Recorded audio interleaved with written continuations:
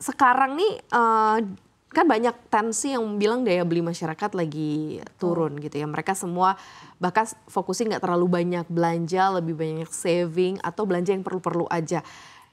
Kalau di parfum industry atau dari kamu sendiri ngelihatnya seperti apa sih? Ada nggak sih memang tekanan pembelian itu atau kayak memang masih nggak kok masih sama-sama aja gitu, orang yang perlu pun juga masih akan terus consume?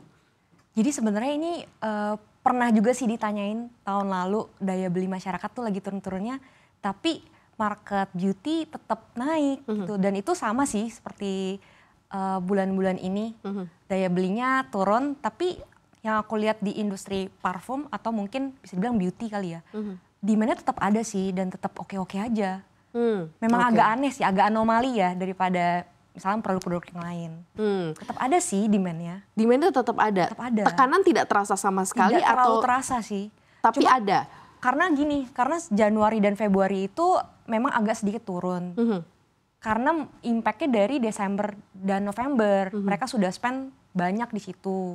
Jadi memang kalau Januari Februarinya turun sedikit ya wajar karena Desember kemarin kan udah 12-12 gitu-gitu kan. Itu kan udah besar di situ.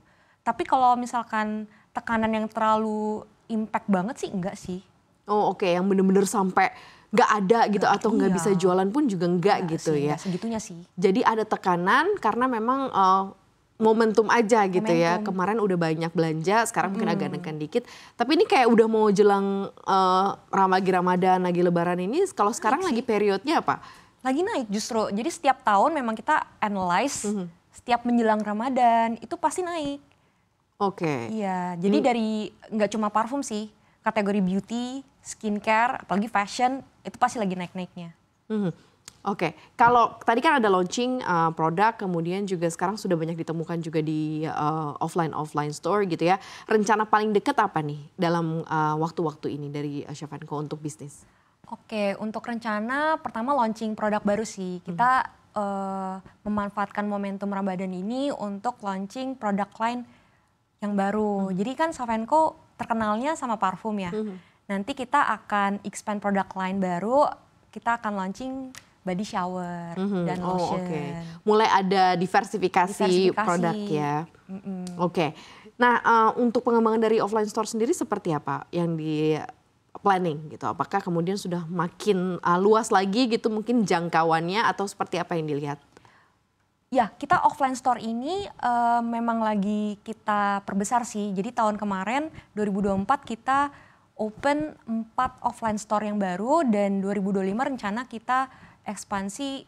Kalau bulan depan itu kita mungkin buka dua offline store baru. Jadi memang kita lagi ngincer untuk open offline store yang baru juga sih di daerah-daerah lainnya. Khususnya di luar Jakarta ya. Kalau sekarang pusatnya berarti lagi di Jakarta?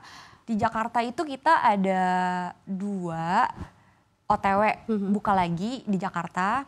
Terus kita ada di Medan 1, di Bali, di Surabaya, di Bandung kita ada. Udah sih. Oke, dan itu memang udah mulai dilihat berarti kalau gitu market orang belanja ke offline store sekarang sudah mulai terbentuk lagi begitu ya. Sehingga ada penyebaran beberapa outlet-outlet di beberapa daerah gitu ya. Nah kalau kompetisi dengan produk-produk luar, misalnya kayak banyak banget parfum-parfum dalam tanda kutip parfum-parfum impor yang banjirin pasar lokal gitu ya. Kadang yang kita nggak tahu itu mereknya apa, banyak banjir dan banyak juga diserap juga oleh pasar di Indonesia. Kamu ngeliatnya gimana? Menurut aku sih untuk parfum impor yang masih merajalela lah ya bilangnya di masyarakat sekarang itu menurut aku hal yang wajar. Karena parfum impor sendiri itu kan mulainya udah dari lama. Ya wajar aja dia masih ada dan masih membanjiri masyarakat kita lah. Tapi lambat laun seperti yang tadi aku bilang, lambat laun tuh masyarakat pasti akan sadar bahwa produk lokal itu kualitasnya tuh udah kurang lebih bisa dibilang sama loh sama produk-produk impor luar negeri atau brand designer lainnya. Jadi tuh lambat laun pasti mereka akan sadar sendiri. Dibuktikan juga dengan demand parfum lokal juga kan yang lagi naik-naiknya. Mereka perlahan akan switching sih. Tapi memang belum sekarang. Karena kan parfum impor udah ada dari lama banget. Dan baru berkembang juga kan parfum lokal. Itu sih. Gak masalah dengan kompetisi begitu ya, mau apapun sih. yang penting kualitas. Nah, rencana kedepannya seperti apa? Pasar domestik fully tadi kan sudah online, offline berjalan gitu ya. International market seperti apa yang dilihat begitu ya? Karena kita tahu skincare produk Indonesia udah bisa jadi oleh-oleh sampai luar negeri gitu kan, udah dibawa karena saking banyaknya brand di Indonesia. Nah, seperti apa kemudian opportunity ini dilirik juga oleh Savenco? Iya, jadi untuk domestik sendiri kan Savenco udah available dari Indonesia ini udah lumayan oke lah ya, udah mulai available di seluruh Indonesia. Nah, memang kita ada plan juga sih untuk expand keluar gitu, apalagi negara tetangga lah ya, kita memang ada arah ke situ sih. Jadi mungkin kita akan mulai dari negara terdekat lah, Malaysia. Gitu. Jadi udah mulai melirik pasar luar ya, pasar mancanegara ya.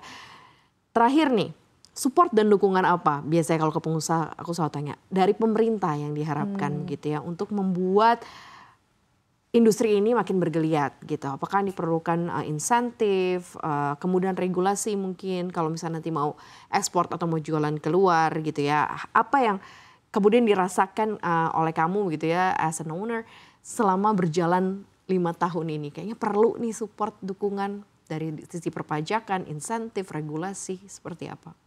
Oke, menurut aku sih sebenarnya bukan cuma buat parfum aja sih. Buat semuanya khususnya beauty produk. Mungkin pemerintah bisa bantu untuk membatasi produk-produk impor untuk bisa tersebar sih di Indonesia. Dibatasi, jangan lumayan agak dipersulit lah.